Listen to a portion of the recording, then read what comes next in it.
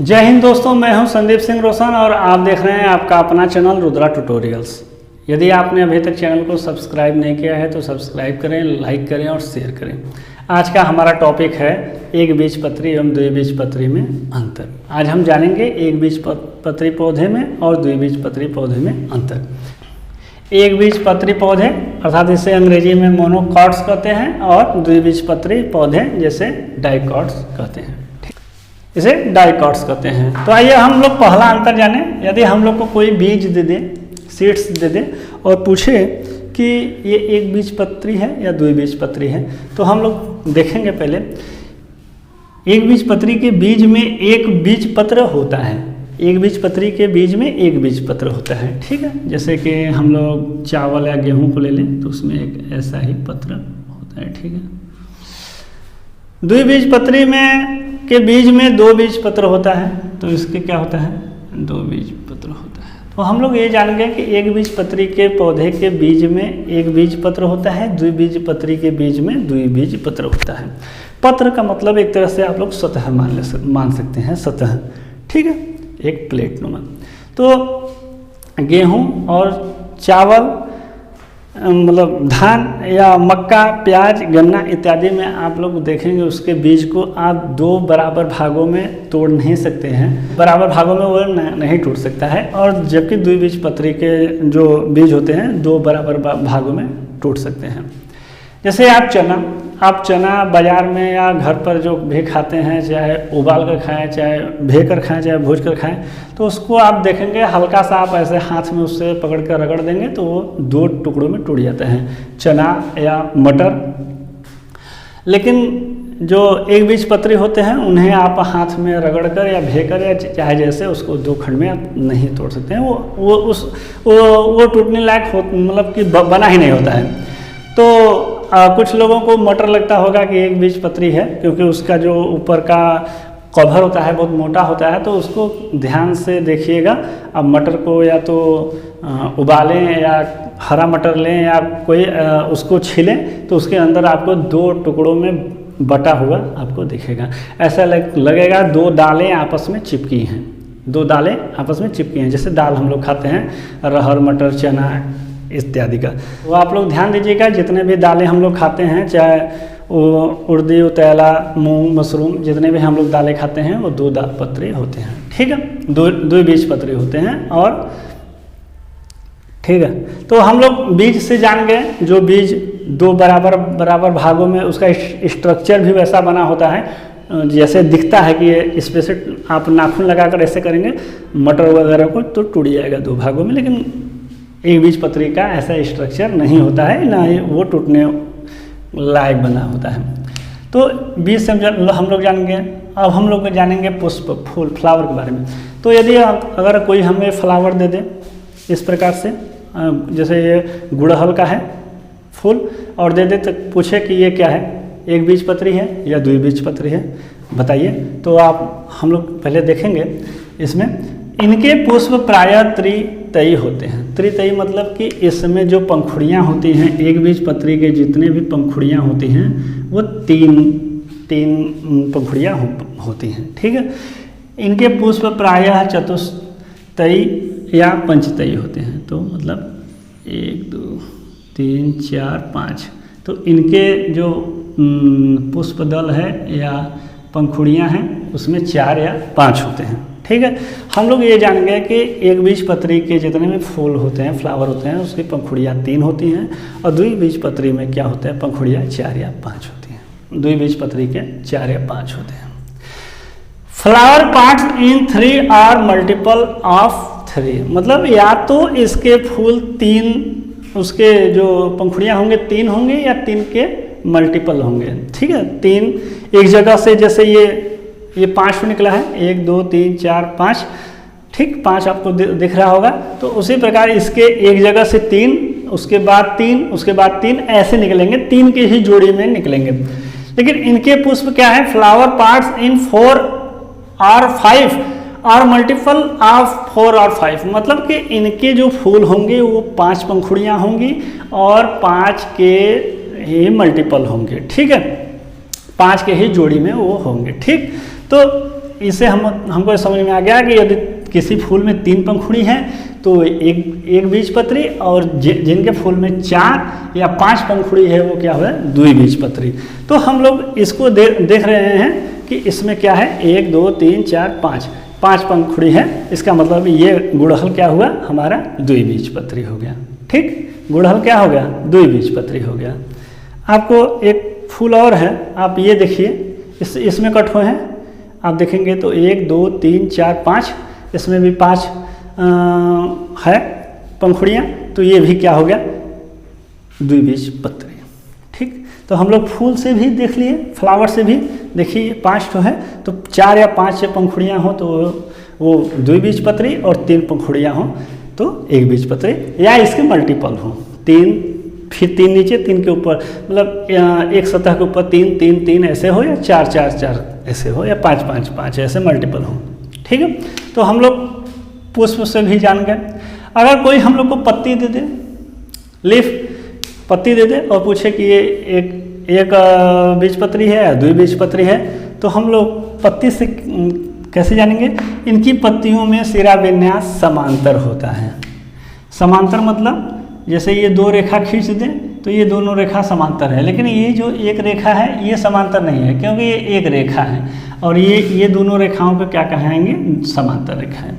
ठीक है, तो इसमें क्या है, पैरेलल लीफ वेन्स, तो इसके जो वेन्स होंगे वो कैसे होंगे, पैरेलल होंगे। ठीक है, जैसे हम लोग ये बांस का पत्ती है, तो इसके देखिए वेन्स, एक मेन वेन्स है, उसके बाद भी जितने वेन्स है इस मेन वेन्स से होकर नहीं गई हैं, ये सब सीधे तने से होकर ही वेन्स गई हैं। तो इसलिए इसको यदि हम लोग फाड़ेंगे कहीं से भी तो ये सीधे सीधे फड़ी जाएंगे। ठीक, तो ये क्या होगा, पैरेलल। इसमें जितने वेन्स हैं आपस में जुड़े हुए नहीं हैं, ये सीधे पैरेलल हैं, एक दूसरे के समांतर हैं।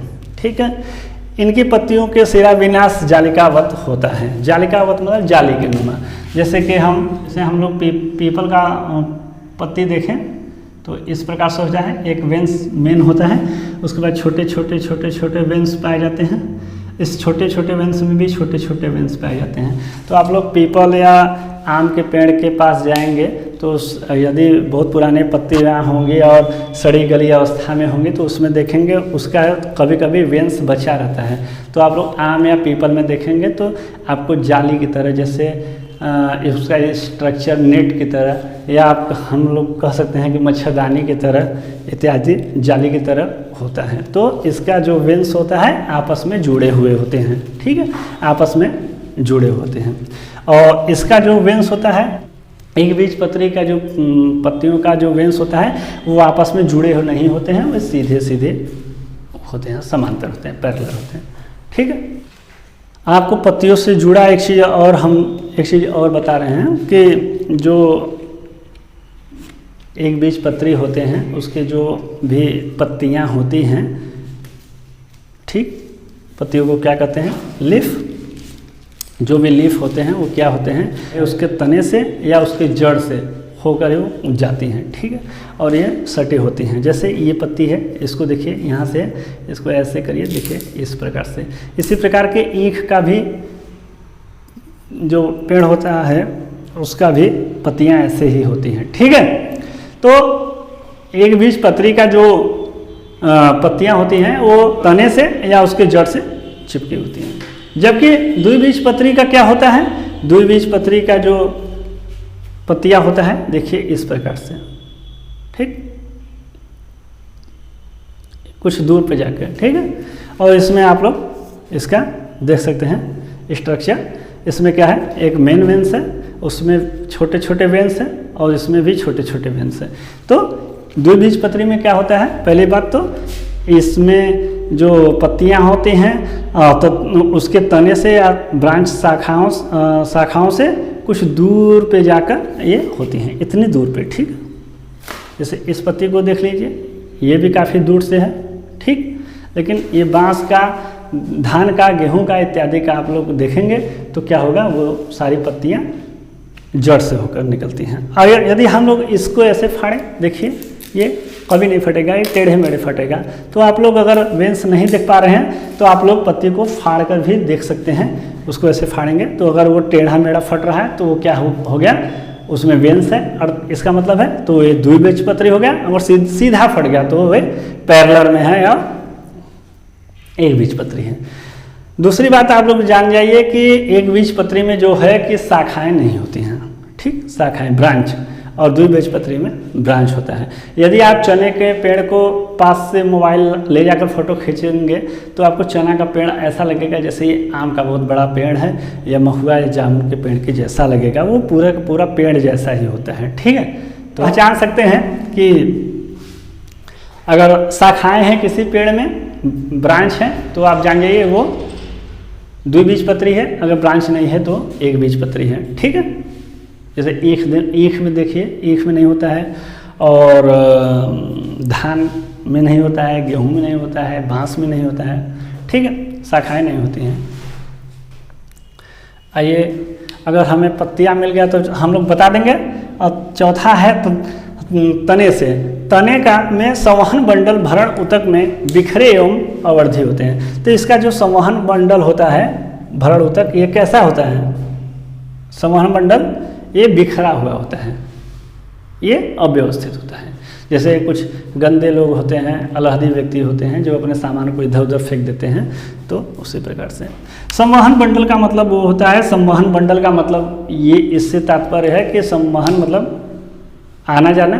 तो जिसमें से जाइलम और फ्लोएम आप पढ़े होंगे, पौधों में एक जाइलम होता है, एक फ्लोएम होता है। जाइलम से क्या करता है, पेड़ पौधे वाटर कंज्यूम करते हैं, ग्रहण करते हैं, और फ्लोएम से वो जो फूड बनाते हैं वो अपने पूरे शाखाओं तक या पूरे जितने भी पेड़ के भाग हैं सभी तक पहुंचाते हैं, ठीक है।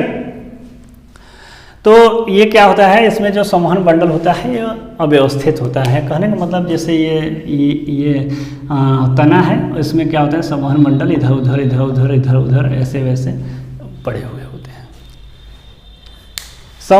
द्विबीजपत्री में संवहन बंडल वलय में तथा वर्धी होते हैं। इसका संवहन बंडल कैसा होता है, वलय में, मतलब गोलाई में इससे होता है, ठीक है।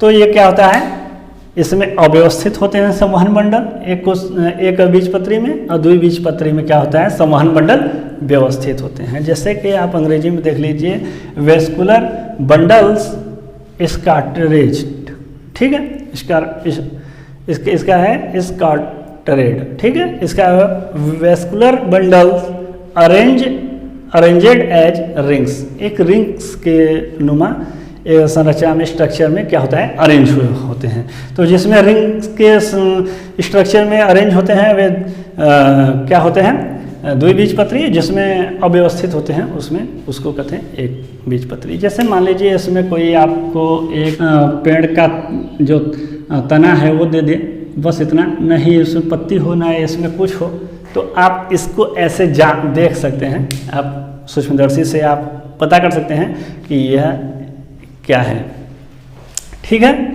अब आइए हम लोग देखते हैं, यदि कोई जड़ दे दिया तो, रूट दे दिया तो कैसे जानेंगे कि ये एक बीजपत्री है या द्विबीजपत्री है, ठीक है।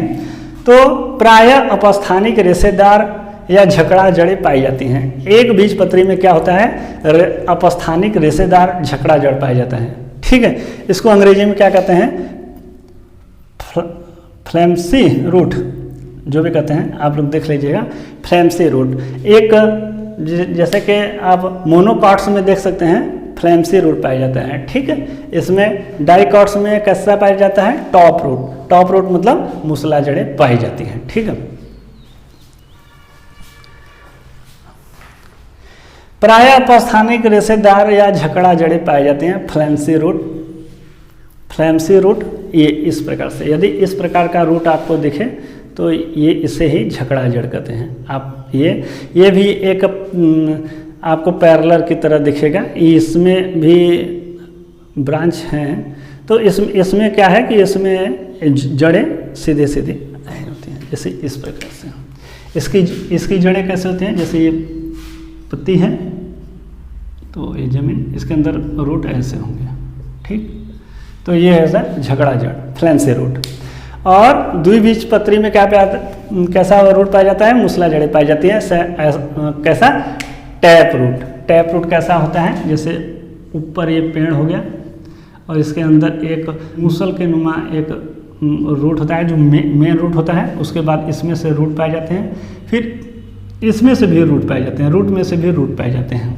तो क्या है कि मूसला जड़ के जितने भी पौधे होते हैं वो शक्तिशाली होते हैं और झगड़ा जड़ वाले कमज़ोर होते हैं। ठीक है। मूसला जड़ में आप लोग देख सकते हैं आम हुआ, बड़े बड़े पेड़ देख लीजिए, नीम का भी बीज आप लोग उसके आवरण को खोलेंगे तो छीलेंगे तो उसके अंदर 2 पार्ट में बढ़ जाएगा। काजू आप देखे होंगे, काजू भी 2 खंड में टूट जाता है। आप बादाम भी देखेंगे, मूंगफली भी देखेंगे, इस सब जो भी बीज दो समान भागों में टूट जाए तो उसे क्या कहते हैं? द्विबीजपत्री। ठीक है। तो जड़ में क्या है कि इस प्रकार के जड़ पाए जाए तो वह एक बीजपत्री, झगड़ा जड़, और ये देखिए ये मूसला जड़ का पौधा है। ठीक। तो ये क्या है? इसमें आप रूट देखिए, एक रूट ऐसा है जो मेन रूट है एकदम मोटा सा, और ये आया है, इसके बाद इसमें भी कई रूट है और इसके रूट में भी रूट है, देख लीजिए। ठीक है। तो आप लोग इस प्रकार के जड़ यदि आपको दिया जा रहा है और इस प्रकार का जड़ 2 जड़ आपको दे दिया जाए कि इसमें से कौन सा एक बीजपत्री है, कौन सा द्विबीजपत्री है, तो आप इस प्रकार के जड़ को एक बीजपत्री कह देंगे और इस प्रकार के जड़ को द्विबीजपत्री कहेंगे। तो हम लोग जड़ों से जान गए। अब हम लोग आखिरी अंतर जानेंगे। एक बीजपत्री पौधों के बीज भ्रूणपोषी होते हैं। कैसे होते हैं? बीज भ्रूणपोषी होते हैं। अर्थात अब हम लोग जानेंगे भ्रूणपोषी क्या है। परिपक्व बीजों में भोज्य पदार्थ एकत्रित करने के लिए विशेष ऊतक होता है जिसे भ्रूणपोषी कहते हैं। तो इसमें क्या है कि बीज में इसमें क्या है कि बीज में जो इसका भोज्य पदार्थ स्टोर किया जाएगा, भोज्य पदार्थ वो किस में किया जाएगा? विशेष ऊतक में किया जाएगा। ठीक है। तो एक बीजपत्री में एक विशेष ऊतक पाया जाता है जिसका कार्य है भोज्य पदार्थों को एकत्रित करना, और उसी ऊतक को किस नाम से बुलाया जाता है? भ्रूणपोष। तो ठीक है, विशेष ऊतक कहिए चाहे इसको भ्रूणपोष कहिए, इसका कार्य क्या है? ये भोज्य पदार्थ को इकट्ठा करता है और इसमें पाया जाता है एक बीजपत्री में पाया जाता है। ठीक है। द्विबीजपत्री में क्या है? द्विबीजपत्री में कुछ बीजों को छोड़कर, अर्थात इसमें भी कुछ पाया जाता है, तो मतलब 100 में 1, ऐसे 1000 में 1। तो द्विबीजपत्री में कुछ बीजों को छोड़कर सभी बीज हैं क्या है? अभ्रूणपोषी हैं। अभ्रूणपोषी मतलब इसमें विशेष ऊतक नहीं पाए जाते हैं। ठीक है। अर्थात भोज्य पदार्थ का एकत्रीकरण बीज पत्रों में ही होता है। इसके जो बीज पत्र होते हैं, 2 बीज पत्र होते हैं, उसी 2 बीज पत्र में क्या होता है? इसका भोज्य पदार्थ इकट्ठा होता है, स्टोर होता है। लेकिन इसमें क्या है? बीज पत्र में न होकर एक बीज पत्र है, लेकिन एक बीज पत्र में नहीं होता है, और ये क्या होता है? विशेष ऊतक में इसका भोज्य पदार्थ स्टोर होता है। और आप लोग जैसे देख लीजिए, एक बीजपत्री में गेहूं, मक्का, प्याज, गन्ना, ज्वार, ठीक है, जिसे आप लोग आजकल पॉपकॉर्न कहते हैं। ठीक है। तो जो पॉपकॉर्न है वो भी क्या है? एक बीजपत्री है। और इसमें द्विबीजपत्री में जैसे गुड़हल, मटर, सरसों, सूर्यमुखी जो हम दालें खाते हैं वो, और आप लोग विशेष तौर पर जानिए कि मटर, चना, सरसों और सरसों जो हमारे घर पर होती हैं, ये सभी क्या है? द्विबीजपत्री हैं। एक बीजपत्री में जैसे गेहूं, धान, ठीक है, प्याज, गन्ना, मक्का जो हमारे घर पे होता है वो क्या है? एक बीजपत्री है। ठीक है। यदि आपने अभी तक चैनल को सब्सक्राइब नहीं किया है तो सब्सक्राइब करें, लाइक करें और शेयर करें। धन्यवाद।